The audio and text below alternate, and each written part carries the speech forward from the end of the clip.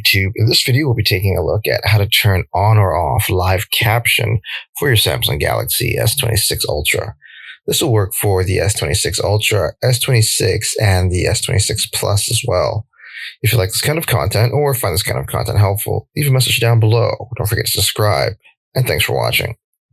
So if you want to turn on or off live transcribe or live caption for your S26 Ultra, thankfully it's pretty easy to do so.